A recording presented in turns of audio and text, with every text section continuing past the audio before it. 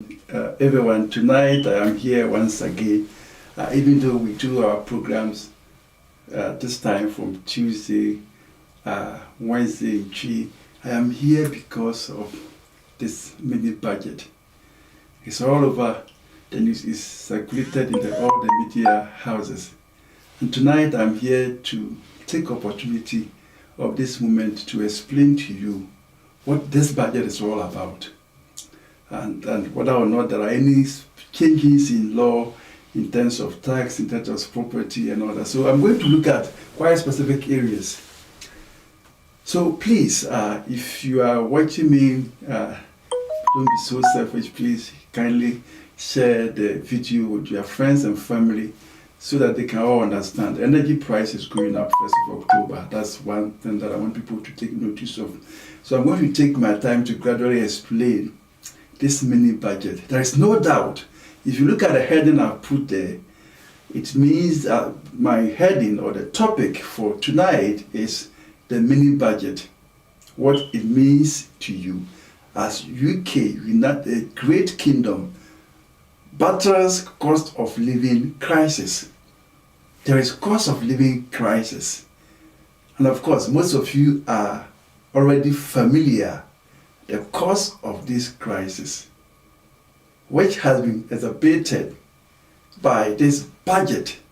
So tonight I am here, as I do always, to gradually explain to viewers what this budget means to them and what are the changes that are going to unfold as this budget gradually unfolds in terms of its implementation.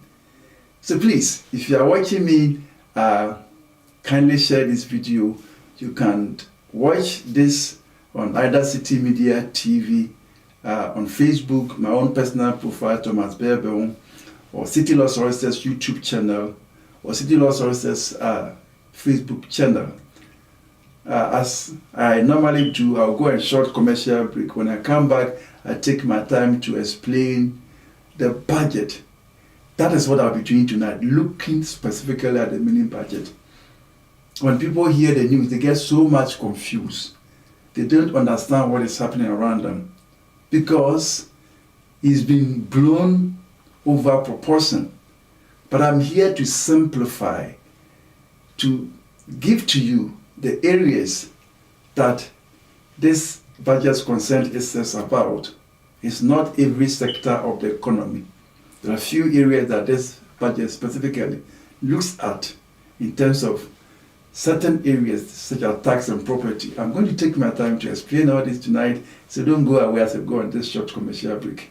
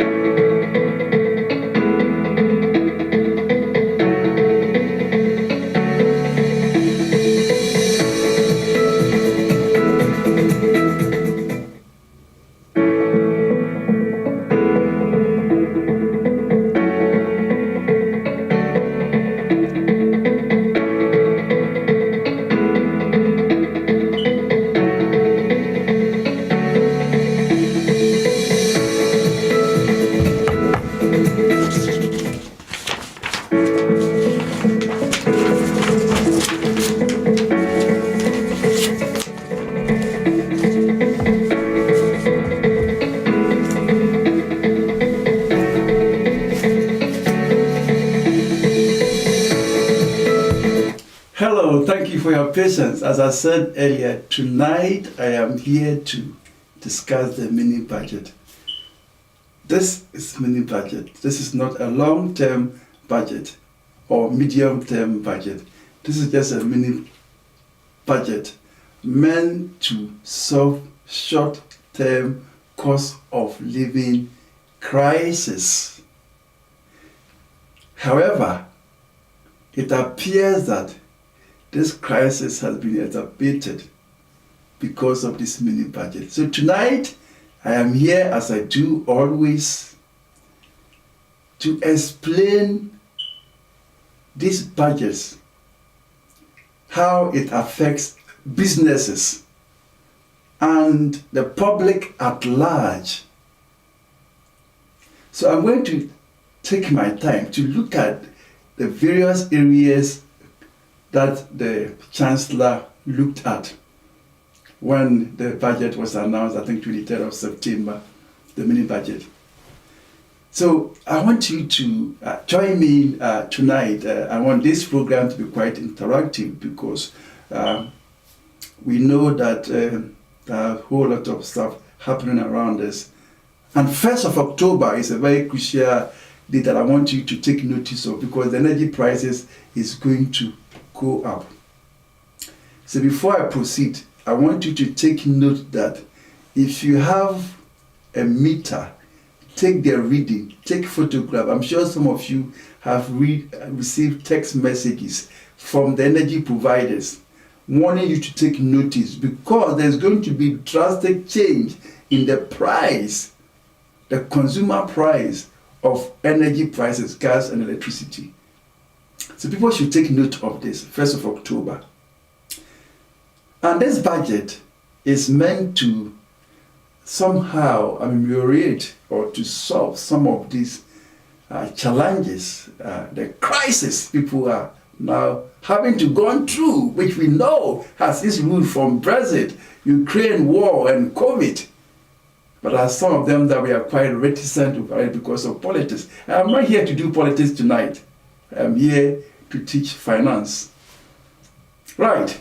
So, as I do always, now we all know that even though we still have a conservative government which is ruling the party in power, but we also know that the current crop of team or the leadership is an infancy government, a government that has just come to power because they have changed the leadership, meaning the Prime Minister. And they came out with this mini budget in an attempt to solve the cost of living crisis.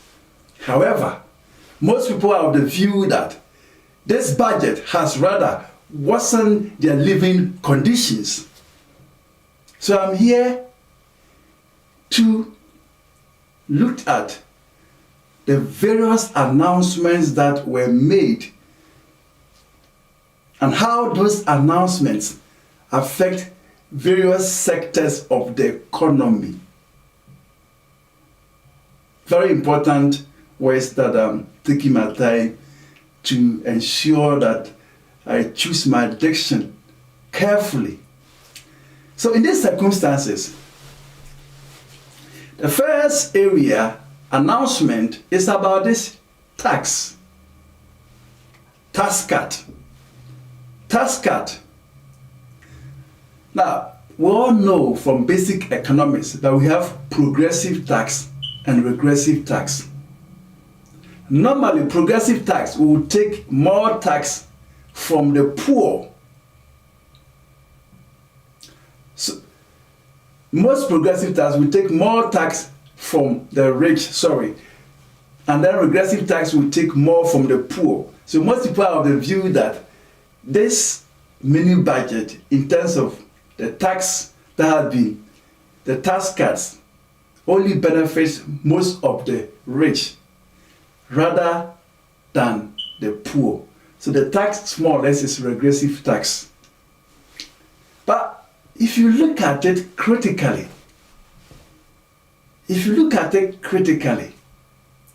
then you realize that this tax cut does not even mean so much to either the poor, those at the bottom, and the rich. For example, if you look at the tax cut, you realize that the tax cut will be 1p to 19p from 2024, which has now been brought forward, that this particular tax cut that was meant to take place in 2024, it has been brought forward to 2023. So normally, there would have been a tax cut from 1p to 19p, so whichever money you are earning, they are going to cut the tax on it by 19p by 2024. This was what the Conservative government had in place when Rishi Sunak was a chancellor. And this was to take place by 2024. It has only been brought forward to 2023, April. So this tax cut we are talking about, there is so much noise going on now as we speak, is only going to take place in 2023 instead of 2024. So I want viewers to take note. So when people are crying and worried, I ask myself, why are you so worried? However, the next point that I want viewers to also take note is the fact that this cut, what is the equivalence of savings to those who are earning, for example, up to £20,000 a year, which is an amount of money that if you are earning that money, you are considered to be in a very low class of income earnings, compared to those who are earning up to £150,000 per annum. So the first point I want viewers to take note of is that the tax cut from 1p to 19p, which is every income that you earn, the cut of the tax currently existing that they will reduce it by up to 19p has only been brought forward. It was meant to take place in 2024, it has been brought forward to 2023. That's one point. Now let's look at the savings. So you realize that this savings, if you look at it critically, then it means that somebody who is earning about £150,000 will make a savings of about £10,000 of the tax that he would have paid. So that person is going to make a savings of about £10,000. Now this £10,000 probably might not mean so much to somebody who is earning £150,000 a year. If you look at those who are earning $20,000, this tax cut saves them £93 per annum. Now if you divide £93 per annum by 12, you probably be looking at around £7 a month. This is the cut for you compared to those who are so rich. So you realize that the noise about the tax cut for the rich compared to the poor, and the fact that people feel that their living conditions are going to be worse off, does not necessarily in reality amounts to what is going to happen compared to what has been said in the news. So that is about the tax system. Now, if you look at national insurance, for example, you realize that the national insurance, the plan reduction, which is 1.25%, will also end up saving those who I have already mentioned. This has also been brought forward. It has just been brought forward that from the 6th of November, there will be a national insurance cut of 1.25%. This, again, saves those who are earning up to £100,000 only £10,093. So if you are earning 100,000, it means that you are going to keep more savings of the tax you would have paid, which is about £1,093. I know most of us don't like mathematics. So this is how much somebody who is earning 100,000 a year will save from the tax cut, which will be taking place from the 6th of November this year. It has been brought forward compared to what Rishi Sunak wanted to happen in 2024. This saves these rich people who are earning 100,000 only £1,093. And for those of you who are earning 20,000 per annum, it saves you just £93. You all know that when you look at marginal utility in economics, you find out that this savings of £93 probably means so much to somebody who is earning 20,000 per annum compared to somebody earning 100,000 a year in terms of saving just £1,000, £93. So this does not make much difference to the living condition of both the rich and the poor. So the question is, why so much noise about this budget? The other area is property. It is a dream of everyone, at least most of us, to own our own homes so that at least we live there permanently. Landlord doesn't issue notice of eviction, and then we have to just go around looking for somewhere else to get another place or another roof over our heads. That is a dream for most people. And therefore, if you look at the mini budget, I've already looked at the tax, because most times there is so much noise about things that does not really make much difference in the living conditions. But people are meant to believe that their end is at hand. It is not. So you look at property, for example. Now, normally when you buy a house, you pay what you call land tax stamp duty. So the stamp duty land tax, previously, if anyone bought a house and the house price was less than 125,000, that person then doesn't pay stamped duty land tax, SDLT.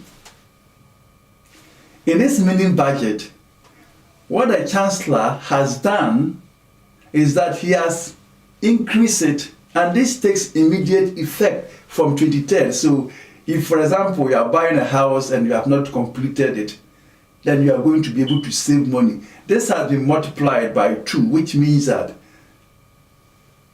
you don't pay any stamp duty land tax on any property that is less than £250,000. And a lot of properties in outskirts of London, whether 2-bedroom, 3-bedroom, are more likely to be below £250,000. This probably will benefit investors who may want to buy multiple houses in outskirts of London. They don't have to pay any stamp duty. The intention of the Chancellor is that because of the fact that people are being squeezed out because of the cost of it, I come to the energy price very soon, which is where the crux of this problem is. So the government intention is that instead of the housing prices collapsing because of lack of demand. Whenever there is less demand than supply, you find out that price falls. This is a basic economics.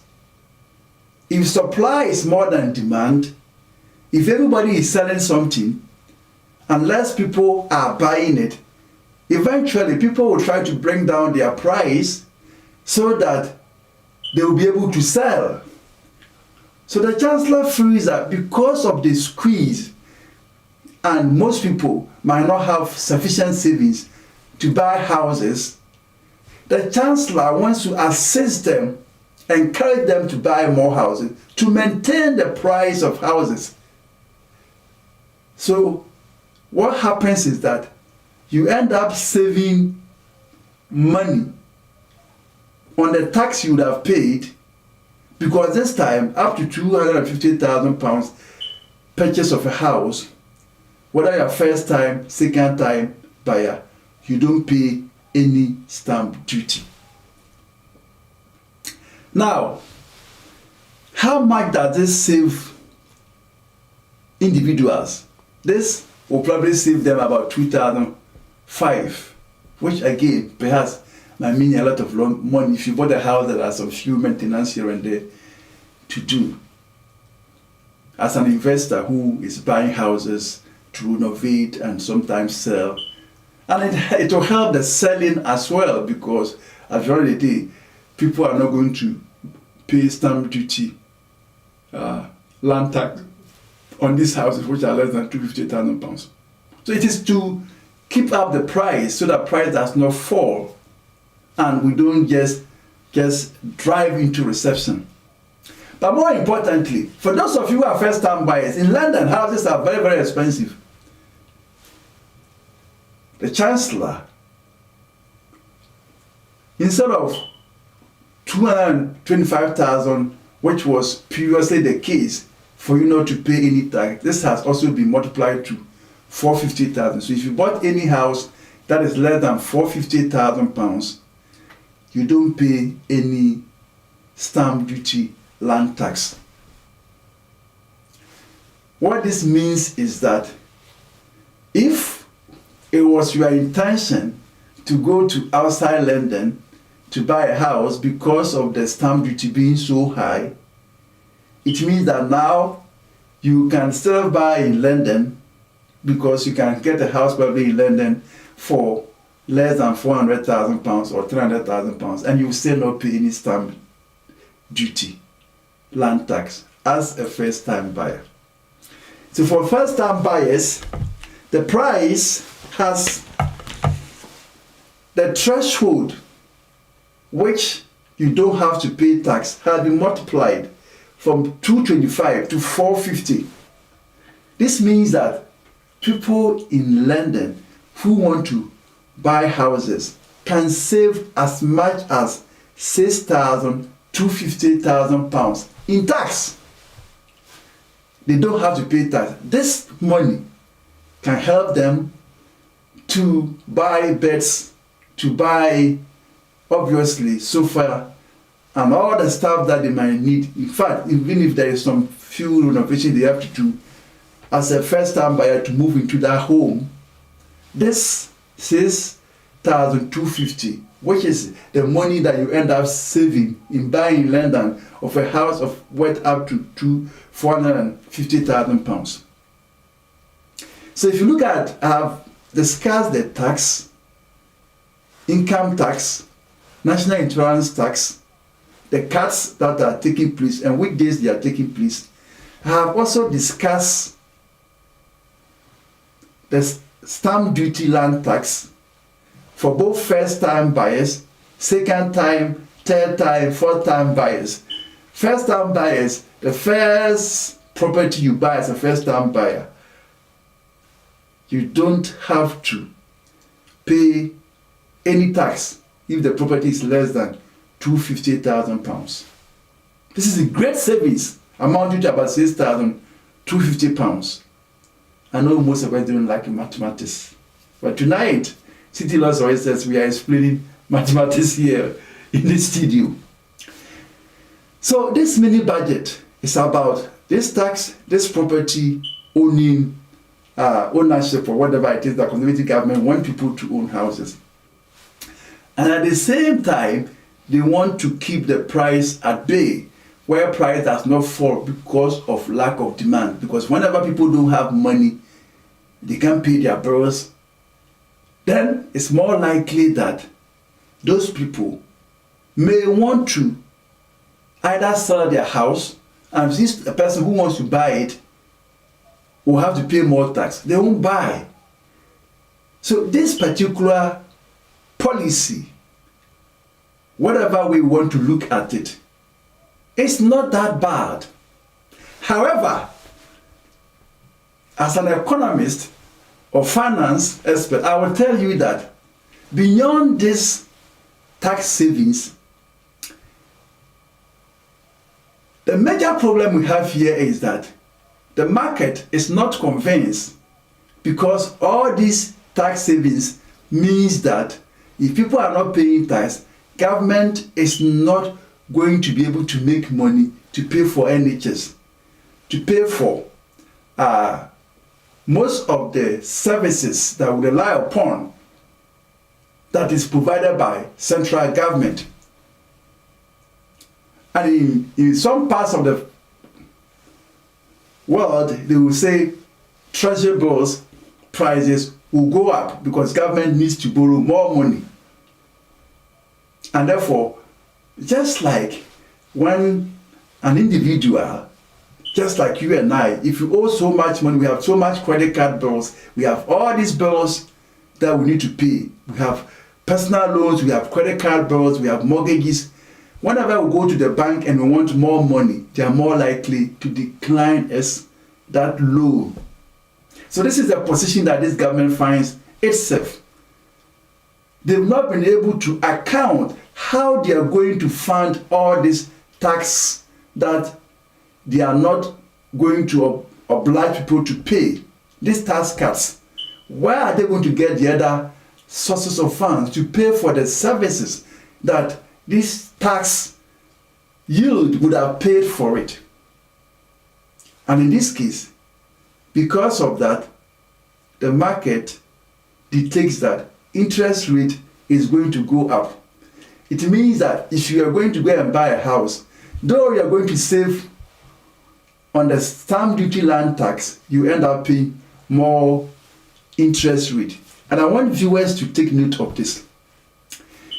If you buy a house, normally this mortgage is about 25 years. Imagine, sometimes you can even have a fixed mortgage deal for about 2 years, 3 years, 5 years. Just imagine if you are paying, for example, 4.5 on about £450,000 for 4 years. That's a lot of money, far more than the stamped duty that you would have paid, which you have now ended up saving $6,250 because you are not paying it. So this is what we call robbing Paul to pay Peter economics. And that is why we have most of this noise, people complaining that this savings is not good enough, because we end up making them pay more interest rate on their mortgages. And the very problem that the Chancellor wanted to solve has now been multiplied. This is the problem with this mini budget in terms of stamped duty land tax. Now I'm quickly going to move to my next area, which is energy bills. Now for those of you who have just joined me tonight I am not doing law. Tonight I am explaining the budget. For those of you who don't know, I have a background in economics and finance. This is an opportunity for me to display to viewers how they should not be terrified by the news and all the stuff that is going on, because there is no need for any of us to panic. And in fact, in as much as people may want us to believe, it is not the way it is. Right. So if you have just joined me, I started by looking at the mini budget in terms of income tax, what people are going to save, which is, for me, in my view, is just a peanut, because instead of the tax cut from 1p to 19p, which would have taken place from 2024, it has been brought for 2023, and therefore those who are earning £150,000 per annum will save a bit of money, and those of you who are earning up to £20,000 will also equally save a bit of money. And I compared the amount, because the amounts here, if you look at those people who are earning £150,000 and the amount of money they will save on their tax cut, and those who are earning £20,000, the amount of money they will save on the tax cut, the difference is not much comparatively. Look at the stamp duty land tax for those of you who want to buy houses. This is the moment that if you want to buy a house, you need to seek proper advice from a finance expert, because you could be attracted by the fact that, as I've already said, if you are buying a house worth less than £450,000 as a first-time buyer, you don't pay any stamp duty land tax. This saves you up to £6,250. If you are an investor who owns a house and you want to buy a second house to rent, previously, before this mini budget, you will not have to pay tax on any property which is worth less than £125,000. This has been multiplied to £250,000. So any house less than £250,000, if you're a second time buyer or third time buyer, fourth or whatever, you don't pay any stamp duty land tax on it. And this saves you money of about $2,500. So for first time buyers, if you buy up to the maximum threshold, you save £6,250,000. For second time buyers or third time buyers, if you buy up to the maximum threshold, which is $250,000, you save up to $2,500. Now, back to the energy. This is where the problem is. When I started very soon I'm going to end this too. When I started my submission tonight, I said that if you use a millimeter, 1st of October, there is going to be a change in energy pricing. So you have to be careful. I want to take my time to explain this, because people might fall victim to this. You realize that most times when the meter reader comes to read your meter, they will read how many kilowatts that you have used, and then they will submit it, and then you will be sent a bill to pay. Now, so 1st of October, this price is going to change. It means that before the 1st of October, let's say 30th of September, you need to take photographic evidence of the meter reading. That will show that this is your meter reading before the change in price, because the price will change 1st of October. So if you don't take photograph of the meter reading and keep it for your own records, when the meter reader comes somewhere in December to read the meter, they will use that meter reading probably for the new price, and you end up paying more energy bill. But if you're able to take photograph of your meter reading by the 30th, before the change, which is taking place 1st of October, then what happens is that if they bring you the bill, you'll be able to challenge, look, by the old price, my meter reading was, for example, 200. And from September 30th to, let's say, December, it's now 300. So the first 200 does not factor into the new price, which is very astronomical increase. So by having that photographic evidence, it will save you cost so that the meter reader will not confuse the entire reading and give you a bill based on the new price.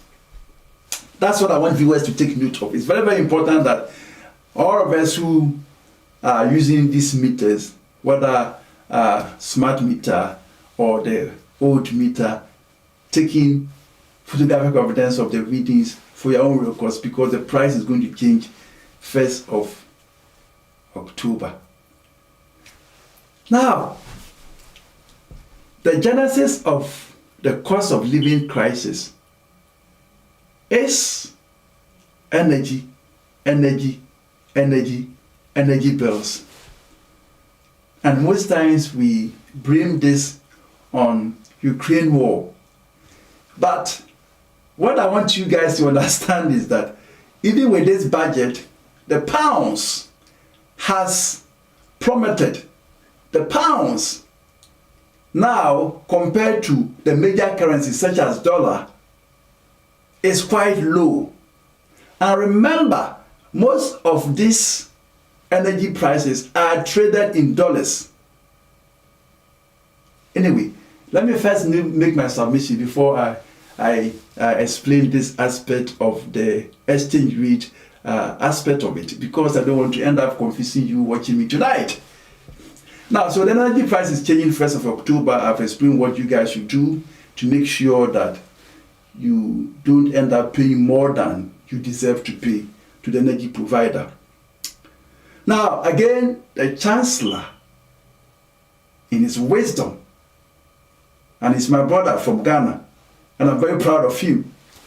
Even for what the Asian woman have said about him, I'm happy that he's been forced to now apologize. Probably he's going to resign.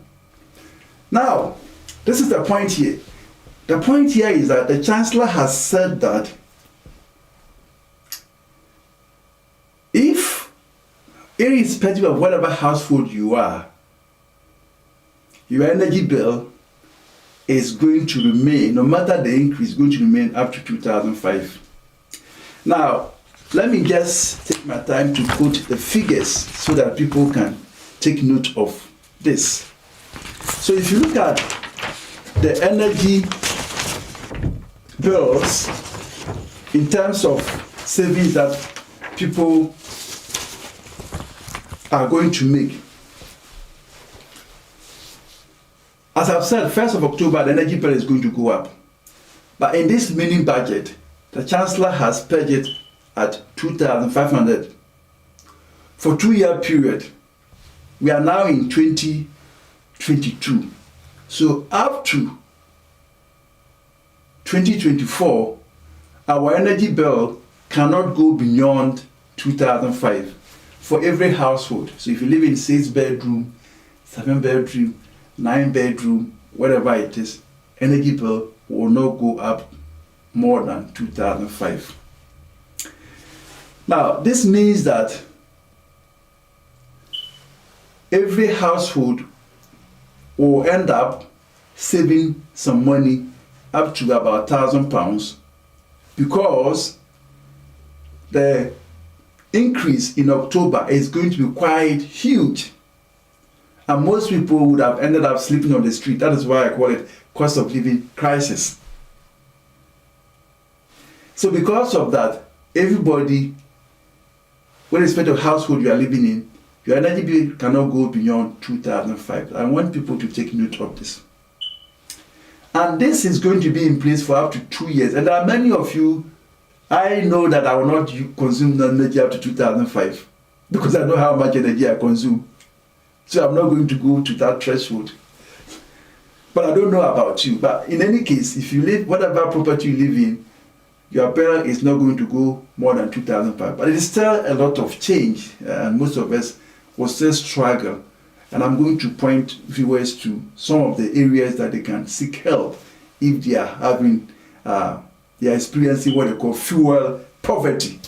Because it's not just food poverty, we have fuel poverty as well.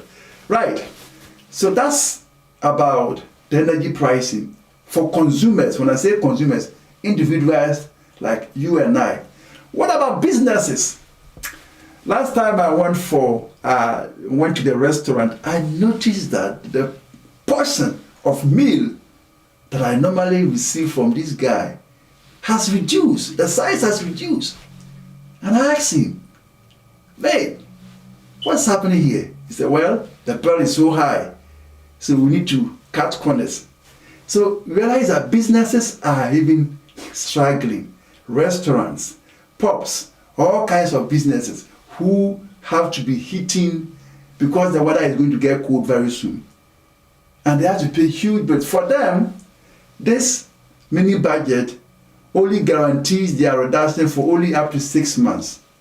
Perhaps there will be a second budget to monitor the situation and see if there is any further support. So if you own a business, for the next 6 months, from the 1st of October, again, I quote here from the budget, it makes it clear that from the 1st of October, if you use 21p per kilowatt hours for electricity, and then you have 77 and 5p per kilowatt hours for gas, which means that when you check the electric meter, you see the reading and you understand this kilowatt how it works. Because every minute when the gas is flowing, you are paying this £7 5p per kilowatt per hour. And if it's electricity, it's higher. We all know that electricity is much expensive. So you can see that it's as high as £21 1p kilowatt hours for electricity. So that pub you are sitting there drinking, that owner is probably paying £21 an hour, 1p, for you to just to have the beer in that pub. Now this again, those of you who own businesses, this is going to be fixed. You can't go beyond that. Irrespective of that, the government takes care of the rest. And this is going to be in place for 6 months. And guess what? This means that the government is going to spend up to £60 billion for these 6 months. And that is why the IMF is shouting. Right. So that is about the energy bills. Now let's look at, sadly, for those of you who are on universal credit and all kinds of benefit, there is no change. Government budget, I have read it over and over again. I was discussing with my colleague at the office this afternoon, and I said that this budget doesn't have anything for those people who are on benefits. I haven't seen anything there for them. Because the conservative government is for pro-business. So if you are a parent and you are experiencing fuel poverty, there are also lots of charity organizations who support. So if you don't know where to get the support, if you know any citizens advice group, you can walk in there. They will give you a list of all these charity organizations who provide support to those who are experiencing energy poverty. Because there is energy poverty. Because some people, instead of buying food to eat, they have to use that same money to buy electricity or gas to heat their homes. So tonight, it's been a privilege to discuss this budget. And at this point, I want to acknowledge viewers who have been here to support the show. I have MC Chaka, highly favored Priscilla. I have Inchi Opa watching tonight. I have Kofi Lancaster, the only chief of the Vanda City, who is also watching tonight. I have Owago Opon watching tonight. Desmond Bania, Daniel Jamfi. Chaka said, BOG, no size. Oh, Chaka. Why are you remembering of my school days? I'm watching you live. Thanks, lawyer. That's Bania. I have a Kwasi, Nana, Chere watching tonight. Alexis, Jack Puri, who is also watching. Yawusu, thank you so much for coming. Tonight I have Emilia Shimura Tachimua, who is also watching tonight. Abigail Asare watching. Yabua Bestman. Right, guys. So tonight I've had the privilege of discussing this budget with you, and at this point I'm going to summarize. Today I am not doing advert for City Law Solicitors, but of course the sponsor for this program is City Law Solicitors. And if there is opportunity, me and Chaka will do this program in a tree so that our people can understand it. But tonight it has been in English. Unfortunately, I don't have enough time to explain all this in tree language. But if there is time, me and Chaka will arrange it, and then we can have this budget. This is very topical area that is affecting livelihood. So it's important that we discuss, and this is why City Law Solicitors is always here to cover your back. That is why I'm here tonight to explain this budget. I don't want people to panic because all the stuff that are being said in the news have a background in economics and finance and law, and I know that most of them are not true. So please, stay calm. The Lord is in control. So tonight I've had the privilege of discussing this budget, and I'm very grateful to all of you who have joined me tonight. And please don't forget to share this video, because somewhere needs this information, either because they are making a decision to buy a house, either because they are going to experience energy poverty and they may need some help, either because their employer and they are terrified that they may have to pay more tax, or because they are employee and they are confused about these tax cuts, or because of those things that are reticent in the budget, but I've explained to you in terms of the interest rate going up because of government borrowing and gold, which in other countries will be called treasury bills, going up. It means that the IMF is concerned. The first time since 1972, when Baba was the chancellor, when UK government, for those of you who don't know, how to the first time go to the IMF, just like Ghana had been going to the IMF. In 1972, that happened to the UK government.